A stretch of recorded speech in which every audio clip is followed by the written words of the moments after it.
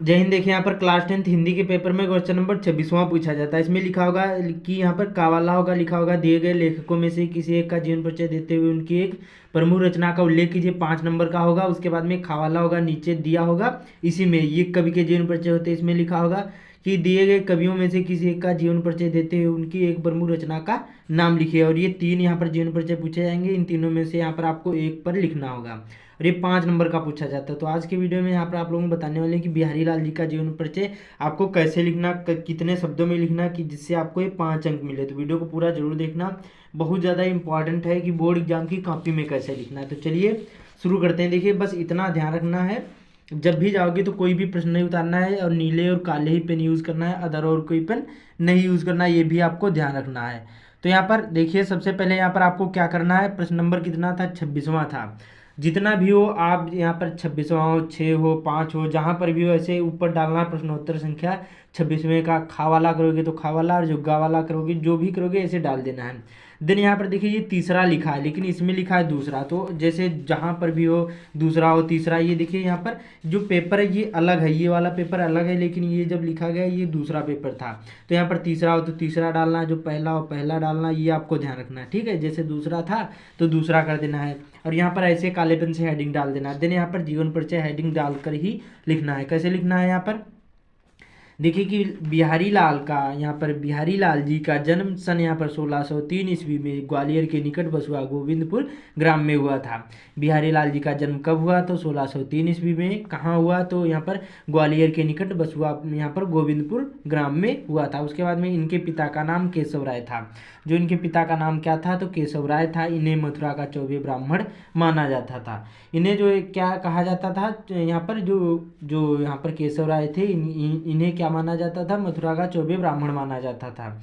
और अनेक विद्वानों ने इनको यहाँ पर केशव दास को क्या का पुत्र भी स्वीकार किया है। मतलब बहुत सारे विद्वानों का कहना है कि जो इनके पिता थे केशव दास थे। ठीक है, उसके बाद में आगे लिखना है इसी में कि इन्होंने स्वामी नरहर दास से संस्कृत प्राकृत का अध्ययन किया। क्या किया, इन्होंने स्वामी नरहर दास से संस्कृत प्राकृत का यहाँ पर अध्ययन किया। उसके बाद में यहाँ पर इन्होंने युवा अवस्था अपनी ससुराल में यहाँ पर बिताई।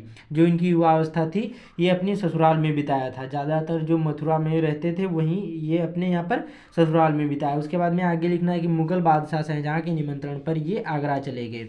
जो ये क्या किया, मुगल बादशाह शाहजहाँ के निमंत्रण पर ये आगरा चले गए और यहाँ पर, और उसके बाद जयपुर के राजा जयसिंह के दरबारी कवि हो गए। अब आगे इसी में लिखना है कि राजा यहाँ पर जयसिंह अपनी पत्नी के प्रेम में फंसकर यहाँ पर राजकार्य को चौपट कर बैठे। तब यहाँ पर बिहारी ने एक दोहा लिखकर भेजा राजा को। और ये दोहा आप लोग जरूरी लिखना है क्योंकि इससे क्या होगा, और ये काले पेन से लिख देना, इससे जो एग्जामिनर होगा वो सोचेगा बच्चा पढ़ने में अच्छा है। तो लिखना है नहीं पराग नहीं मधुर मद और नहीं विकास हिकाल और अली कली से ही बंधे हो आगे कौन हवाल। अब देखिए ये तो आपका यहाँ पर हो गया दोहा। तो इस दोहे को पढ़कर यहाँ पर राजा की आंखें खुल गई और वे पुनः कर्तव्य पथ पर अग्रसर हो गए। मतलब पुनः से यहाँ पर राजकार्य करने लगे। उसके बाद में आगे लिखना है कि राजा की प्रेरणा पाकर बिहारी यहाँ पर सुंदर सुंदर दोहों की रचना करते हैं और प्रत्येक दोहों पर एक स्वर्ण मुद्रा प्राप्त करते हैं। उसके बाद में आगे इसी में लिखना है कि 723 दोहों की सतसई यहाँ पर सन 1962 ईस्वी में समाप्त हुई।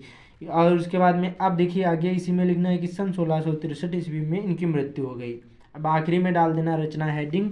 इनकी देखिए एकमात्र रचना है जिसका नाम बिहारी सतसई है, जिसमें 723 दोहे हैं। बस सिंपल सा एक ही पेज में लिखना, ज़्यादा बड़ा भी नहीं लिखना और ज़्यादा छोटा भी नहीं लिखना। बहुत सारे लोग बताएंगे यहाँ पर एक देखिए बॉक्स बनाओ उसमें लिखो, इससे क्या होता है आपका टाइम बर्बाद होगा, पूरा पेपर नहीं सॉल्व कर पाओगे। ऐसे ही लिखना, एक भी नंबर नहीं एग्जामिनर काटेगा, पूरे पूरे नंबर देगा। तो आपको ऐसे ही लिखना, बोर्ड एग्जाम में आपको कोई भी बॉक्स बनाना या कुछ भी नहीं करना, बस ऐसे हेडिंग डालकर जैसे मैंने लिखा है ऐसे ही लिखना, एक भी नंबर नहीं कटेंगे। तो इस वीडियो को ज़्यादा से ज़्यादा शेयर कर देना। बाकी चैनल पर पहली बार आए चैनल को सब्सक्राइब भी कर लेना। तो मिलते हैं अगले वीडियो में।